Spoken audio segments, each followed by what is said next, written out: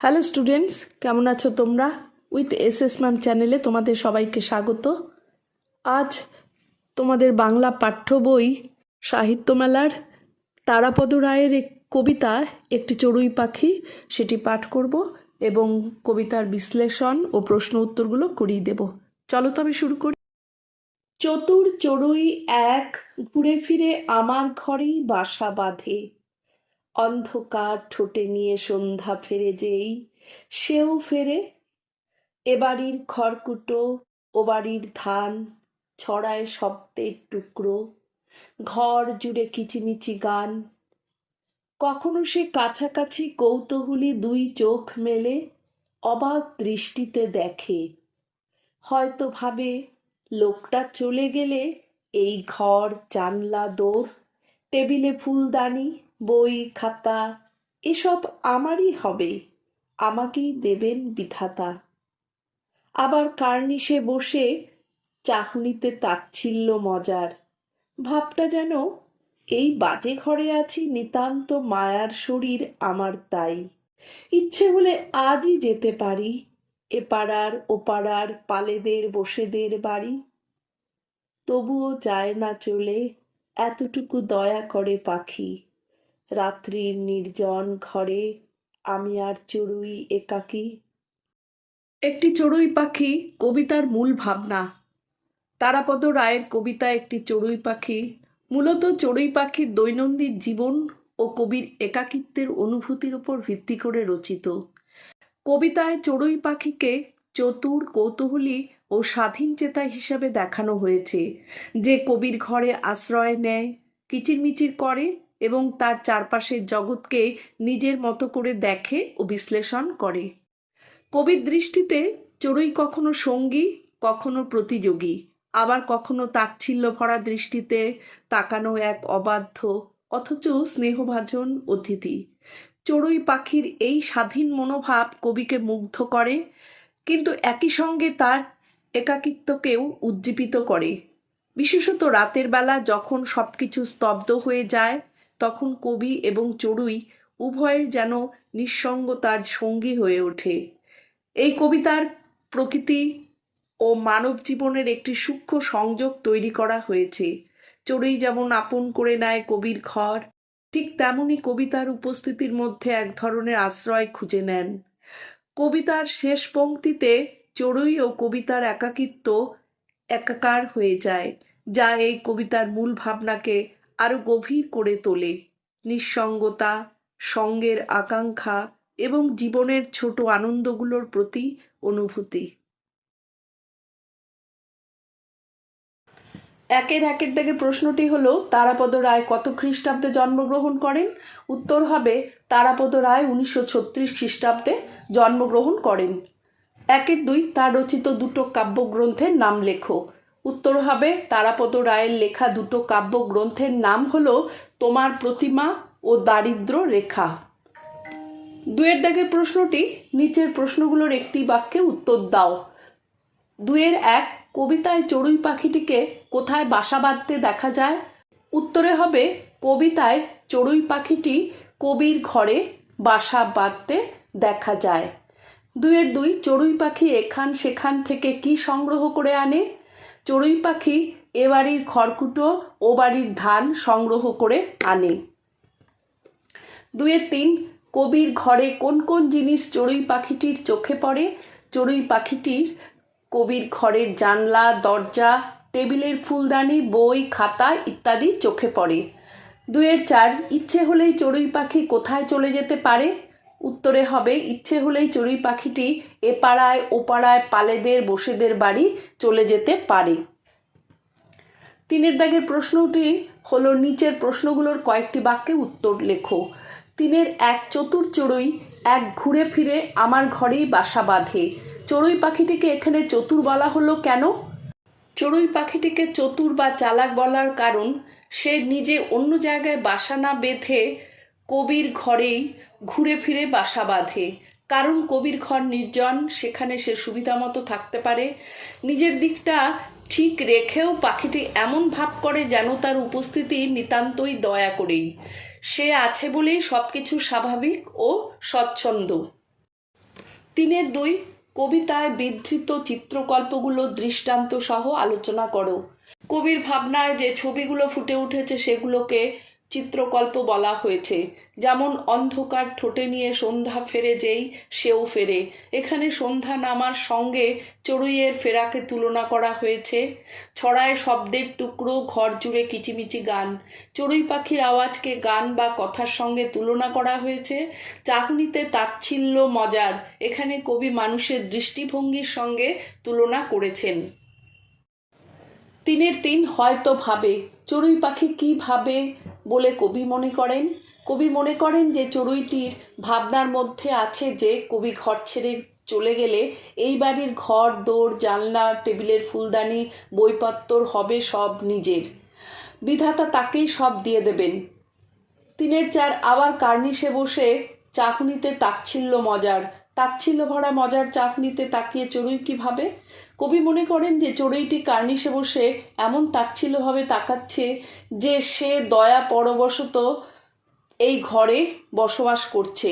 নিতান্ত মায়ার শরীর তার, নয়তো সে ইচ্ছে করলেই অন্য কোথাও চলে যেতে পারে। 3.5 চড়ুই পাখিকে কেন্দ্র করে কবির ভাবনা কিভাবে আবর্তিত হয়েছে তা কবিতা অনুসরণে আলোচনা করো। চড়ুই পাখিকে কেন্দ্র করে কবির ভাবনা আবর্তিত হয়েছে একাকিত্বের অনুভূতির ও সঙ্গলাভের আকাঙ্ক্ষার মধ্যে। চড়ুইটি নিজের মতো কবির ঘরে বাসা বাঁধে, সন্ধ্যাবেলা ঘরে ফেরে, খড়কুটো নিয়ে কবির ঘরের জিনিসপত্র দেখে আর হয়তো ভাবে কবি চলে গেলে সব কিছু তার হবে। কখনো তাচ্ছিল্যভাবে তাকিয়ে ভাবে যে সে নিতান্ত দয়া করে মায়ায় পড়ে এই বাজে ঘরে থাকছে, ইচ্ছে করলেই সে চলে যেতে পারে। চড়ুইয়ের এই কৌতূহলী দৃষ্টি, শব্দ ও তার থাকা না থাকা নিয়ে কবির ভাবনা আবর্তিত হয়। 3.6 তবু যায় না চলে, এতটুকু দয়া করে পাখি। পংক্তিটিতে কবি মানসিকতার কিরূপ প্রতিফলন লক্ষ্য করা যায়। পৃথিবীতে সব কিছুই নশ্বর, তবুও মায়ার টানে সবাইকে পৃথিবীতে থাকতে হয়। এই পংক্তিটির মাধ্যমে কবির মনের একাকিত্ব ফুটে ওঠে। চড়ুই পাখিটি উড়ে যেতেই পারে, তবুও যেন কবির নিঃসঙ্গ জীবনের সঙ্গী হওয়ার জন্যই থেকে গেছে। 3.7 ছোট্ট চড়ুই পাখির জীবন বৃত্ত কিভাবে কবিতার ক্ষুদ্র পরিসরে আঁকা হয়েছে তার পরিচয় দাও। ছোট্ট চড়ুই পাখির জীবন বৃত্ত খুব সুন্দরভাবে কবিতার ক্ষুদ্র পরিসরে তুলে ধরা হয়েছে। সে কবির ঘরে বাসা বেঁধেছে, সন্ধ্যাবেলায় খড়কুটো নিয়ে সে ফেরে, কৌতূহলী দৃষ্টিতে চারিদিক দেখে, কিচিমিচি করে, তাচ্ছিল্য প্রকাশ করে, রাতে কবির সাথে থাকে। 3.8 কৌতূহলী দুই চোখ মেলে অবাক দৃষ্টিতে দেখে। চড়ুই পাখির চোখ কৌতূহলী কেন? তার চোখে কবি সংসারে কোন চালচিত্র ধরা পড়ে? চড়ুই পাখির চোখ কৌতূহলী কারণ সে চারপাশের জগৎকে জানার চেষ্টা করে। প্রতিদিন সে কবির ঘরে নিত্য নতুন কিছু দেখার জন্য আগ্রহী থাকে। তার চোখ কবির ঘরের একই চালচিত্র ধরা পড়ে, জানালা, দরজা, টেবিলের ফুলদানি ও বইপত্র। সে কবির সংসারকে নিজের দৃষ্টিকোণ থেকে মূল্যায়ন করে। 3.9 রাত্রির নির্জন ঘরে আমি আর চড়ুই একাকী। পংক্তিটিতে একাকী শব্দটি প্রয়োগের সার্থকতা বুঝিয়ে দাও। একাকী অর্থে নিঃসঙ্গতা বোঝানো হয়েছে। এখানে একাকী শব্দটি কবি ও চড়ুই উভয়ের একাকিত্ব প্রকাশ করতে ব্যবহার করা হয়েছে। রাত্রির নির্জনতায় এই একক অনুভূতি আরও গভীরতর হয়। তাই রাত যখন নেমে আসে, চারিদিক স্তব্ধ হয়ে যায়, তখন কবি অনুভব করেন যে কবি শুধু নিজে একা নন, চড়ুইও একা। 3.10 একটি চড়ুই পাখি ছাড়া কবিতাটির অন্য কোনো নামকরণ করো। কেন তুমি এমন নাম দিতে চাও তা বুঝিয়ে লেখো। কবিতাটির আরও একটি নাম দেওয়া যায় সঙ্গী। এই কবিতার মূল ভাবনায় চড়ুই পাখি ও কবির সম্পর্ক বিশেষভাবে গুরুত্ব পেয়েছে। কবির ঘরে পাখিটি বাসা বেঁধেছে, কবিকে সঙ্গ দেয়। তার অন্যত্র বাসা বাঁধার সুযোগ থাকলেও সে মায়ার বাঁধনে পড়ে কবির ঘরেই রাত্রি যাপন করে। তাই সব দিক বিচার করে সঙ্গী নামটি বিচার্য। 8 থেকে প্রশ্নটি, নিচের শব্দগুলোর প্রকৃতি প্রত্যয় নির্ণয় করো। সন্ধ্যা, এটি তৎসম শব্দ, এখানে প্রত্যয় নেই। সম যোগ ধৈ যোগ অন্তস্থ জ ইয় যোগ আ। কৌতূহলী বোধক প্রত্যয়, এটি একটি সংস্কৃত শব্দ। কৌতূহলী হলো কুতূহল যোগ অ যোগ দীর্ঘিকার। দৃষ্টি প্রত্যয় নেই এখানে, তৎসম শব্দ এটি। দৃশ যোগ তি। 5 থেকে প্রশ্নটি নিচের বাক্যগুলোর ক্রিয়াকাল নির্ণয় করো। 5-1 চতুর চড়ুই এক ঘুরে ফিরে আমার ঘরেই বাসা বাঁধে। এটা হবে নিত্য বর্তমান কাল। 5-2 বই খাতা এসব আমারই হবে। এটা সাধারণ ভবিষ্যৎকাল। 5-3 আবার কার্নিশে বসে। এটা নিত্য বর্তমান কাল। 5-4 এই বাজে ঘরে আছি, সাধারণ বর্তমান কাল। 5-5 ইচ্ছে করলে আজই যেতে পারি, সাধারণ ভবিষ্যৎকাল। 6 থেকে প্রশ্নটি নির্দেশ অনুসারে উত্তর দাও। 6-1 অন্ধকার ঠোঁটে নিয়ে সন্ধ্যা ফেরে যেই সেও ফেরে। সরল বাক্যে পরিণত করতে হবে। অন্ধকার ঠোঁটে নিয়ে সন্ধ্যা ফেরে এবং সেও ফেরে। 6-2 কখনো সে কাছাকাছি কৌতূহলী 2 চোখ মেলে অবাক দৃষ্টিতে দেখে। নিম্ন রেখাঙ্কিত শব্দের বিশেষ্যের রূপ নিয়ে বাক্যটি আবার লেখো। এখানে কৌতূহলীর বিশেষ্য রূপ নিয়ে লিখতে হবে। কখনো সে কাছাকাছি কৌতূহল ভরা 2 চোখ মেলে অবাক দৃষ্টিতে দেখে। 6-3 আমাকেই দেবেন বিধাতা, না সূচক বাক্যে পরিণত করতে হবে। আমাকে দেবেন না বিধাতা। 6-4 এই বাজে ঘরে আছি, নিতান্ত মায়ার শরীর আমার তাই, জটিল বাক্যে পরিণত করতে হবে। উত্তর হবে এই ঘর বাজে এবং আমি এখানে আছি কারণ আমার শরীর নিতান্ত মায়ার। 6-5 ইচ্ছে হলে আজই যেতে পারি এ পাড়ায় ও পাড়ায় পালেদের বসেদের বাড়ি, জটিল বাক্যে পরিণত করতে হবে। যদি ইচ্ছে হয় তবে আমি আজই এ পাড়ায় কিংবা ও পাড়ায় পালেদের বা বসেদের বাড়িতে যেতে পারি।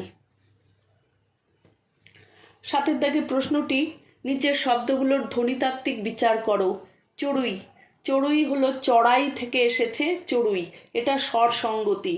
ধান, ধান্য থেকে ধান এসেছে, এটা ব্যঞ্জন ধ্বনি লোপ পেয়েছে। চোখ, চক্ষু থেকে চোখ, স্বর সঙ্গতি ও ধ্বনি লোপ।